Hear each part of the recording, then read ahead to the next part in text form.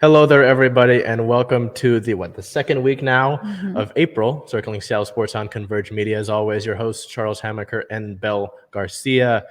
I think above anything else, the Mariners have really been the highlight of, well, in the ways, the highlight of the Of week the and week, yeah. the most that's going on. But there's also the WNBA draft is today, Mhm. which is big for Seattle. They have 4 picks, I believe it was. None of them Yes. in the first round.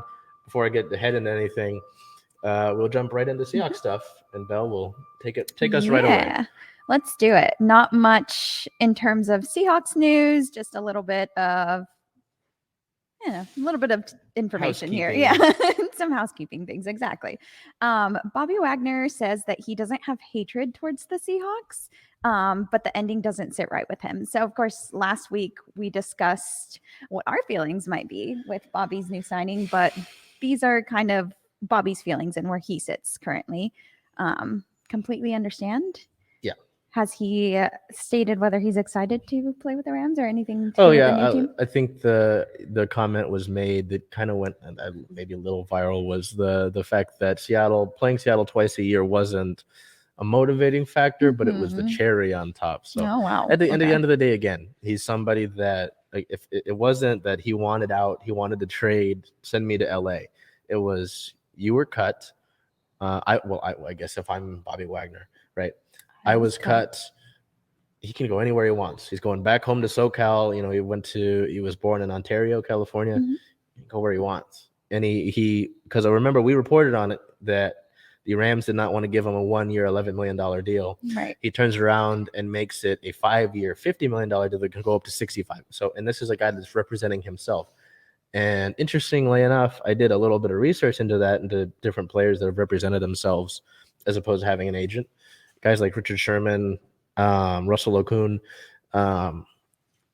historically they have not done that well representing themselves. Yeah. And Bobby, I would say he did pretty well representing himself. Definitely.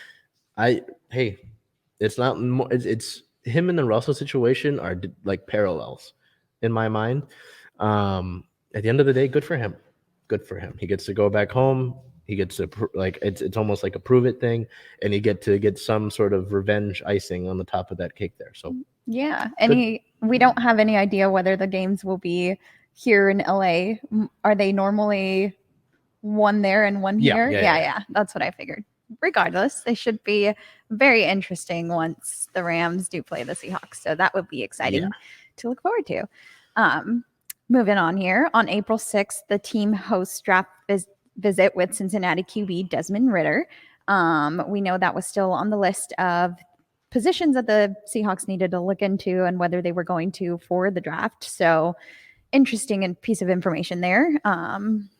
Leading into the draft, yeah, just to see what they're kind of looking at and what positions I think they need to prioritize. So, and I think what's important to look at is, there will be, they has a visit with him. They must love him.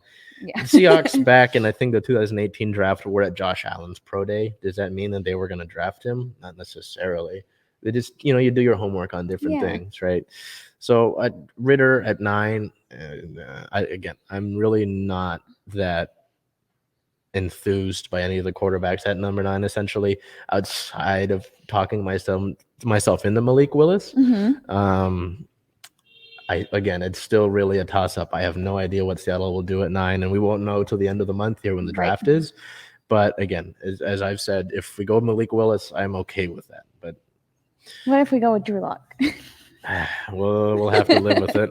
I don't know. I'm still kind of like 70-30 against it, but it's kind of seeming more and more apparent that will become reality. So you're gonna have to live with it. Also on April 6th, a false report comes out that the Seahawks declined Jets' number 10 overall pick in this year's draft for wide receiver DK Metcalf. And last week, again, we spoke about DK's reaction to all these trade rumors and him not having heard anything. So another false report here. And I don't think it's the only one we've seen either. No, I think the first that report that came out that the Seahawks declined that trade came out like an hour before the second report came out that wasn't true. So it's like, you got to be careful. A lot of this in this business is media driven. And that's what I was hoping the Russell Wilson news was for the longest time. But bygones are bygones. So we will continue to follow the story just in case that DK does get traded or anything comes of that. An extension, hopefully. We're crossing our fingers. Speaking of extensions, moving on to league news here, on April 6th, Stephon Diggs got extended by the Bills. He is on a 4-year, $104 million contract with $70 million guaranteed. And that just gives you insight on how big these contracts are for the wide receivers this year. I think the first domino in that wide receiver market was Christian Kirk getting so much money from Jacksonville and overpaying for him. And so the guys that, really deserved that money said, what the heck is going on with this guy? I want my due, and I want it to be more than what he's getting paid. And then you see what Devontae Adams, and not to put salt in the wound, Devontae Adams, and then I don't think Cooper Kupp's been paid yet, but he will get paid. Tyreek didn't get extended, but Tyreek, of course and he then got getting the mega deal. Thank you with the Dolphins. And I mean, a bunch of guys now are online. They're saying, "Hey, so what are you going to give me? Yeah, what do you see my value as?" So yeah, it 70 million. I didn't even see that until we put that into the notes there. Yeah. So that's can give us maybe a little bit more clarity as to what DK might be looking at. And I don't know. You think the Seahawks can afford to offer him a contract like that? I mean, you're going to have cap space clearing up here anyway, and you have some cleared up, but also the cap is going to grow next year anyway. So, I mean, there are more factors that are going to soften the blow of how much money that will be.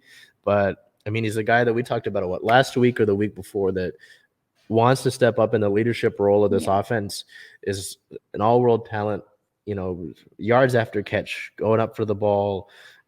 It's just an aggressive. I mean, it's. I don't see anything that would steer me clear from DK. So I would put my money where my mouth is and get that taken care of. Let's hope DK gets that bag from the Seahawks then, because we can't afford more heartbreak. No. Also on April 6th, attorney generals put NFL on notice. The attorney generals of 6 different states urged the league to fix workplace harassment issues, or a major investigation will take place. And that's big legal news, because that's like you just said, 6 different states getting involved there. So I think we'll have to keep an eye on that, because I'm sure it not only relates to what we're going to go into next, but also what's been happening with the Washington Commanders. I almost said football team. And their ownership. So yes, I mean, it's definitely, there's a lot that's been happening in NFL off the field, and it has just kind of under Goodell's watch, it's kind of been swept under the rug. So I'm glad that there is some sort of action being taken. Yeah. And just like you mentioned, our next piece of news here, on April 7th, more coaches joined the Brian Flores lawsuit. Ex-Cardinals coach Steve Wilkes, defensive coordinator Ray Horton make discrimination claims against the Cardinals and the Titans. Were the Cardinals part of the Brian Flores lawsuit? Not initially, I don't think. I think this is just more of more coaches bringing their situations to light.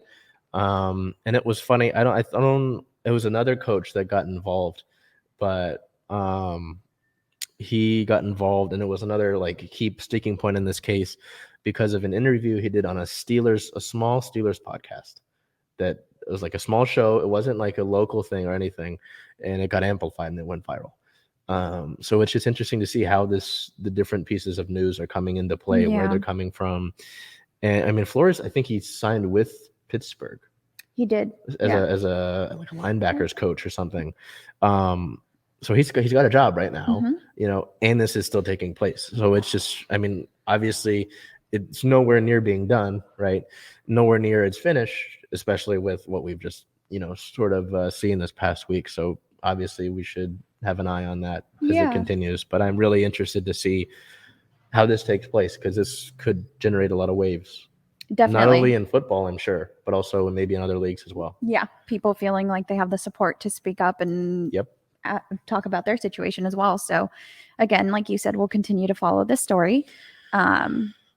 And unfortunate news, and hate to have to even report on this, Dwayne Haskins passed away on April 9th. He was struck by a car while in South Florida for training. He was there training with QBs, wide receivers, I believe. Yeah, I don't know too much more on the story. I think he was trying to cross a highway or something. Yeah, he from what I had read, he ran out of gas on the highway and he was trying to get gas for his car. I don't know if you were gonna speak on it or if you had seen it. Go ahead. But I don't know his full title or what he's done, but I guess his name's Gil Brandt. Made some horrific comments about just he was living to die and why, because he was speaking about why he was on the highway. It's like, hey man, unfortunate things happen. Yeah. You know, you get stuck on the highway.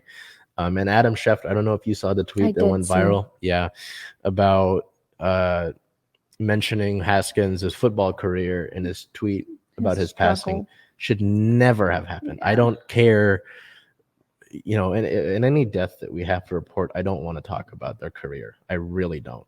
I do not care.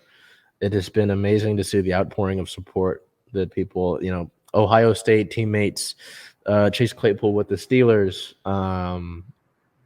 even Ben Roethlisberger, just so many different people reflecting on the type of man that Haskins was. Because again, you talk about his struggling, you sit there and you're talking bad about a guy who just passed. This is a son, a significant other, a family member, a friend. You know, it's a human being. Yeah, it blows my mind how that's like the first thing that comes to your mind. So right out. Yeah, exactly. And Adam Schefter has had several different incidences this offseason, let alone in his career, relating to stuff like this. I mean, there was the situation with Dalvin Cook, I think last year, had a criminal charge, and he was taking a side. And as a reporter, you can't really do that. Yeah. You cannot do that. And especially as like the key face of NFL news, you cannot do that. People are going to look to you for that, and you're going to draw a lot of attention. So obviously, you know, thoughts with the Haskins family, you know, his immediate family, teammates, anybody that had any run-ins with him or, you know, an interaction. But it is shameful to see the way that some people reacted to this. It's insane to think about that. Like you were saying, the first thing you think about was his football career. Right. The man has passed. I really do not give a shit what he did on the football field. I do not care. Yeah. I don't want to see where he was drafted. I don't want to hear how he did, you know. So, like you said, unfortunate that we even have to look at that. But good that we acknowledge it, because it did happen. And it's not like we're just going to skirt over it. But really, a shame on Gil Brandt and Adam Schefter. And Brandt has come back and since the backlash has been like, oh, I didn't mean for it. It doesn't matter. You went and said what's done is done. What's done is done. And Schefter deleted the initial tweet, but has not come out and said anything about it. And I think at bare minimum, he should be suspended for a decent amount of time. Yes. Let alone let go, you know. So that is how I feel on that. And unfortunately, that is also our last piece of news here for the NFL.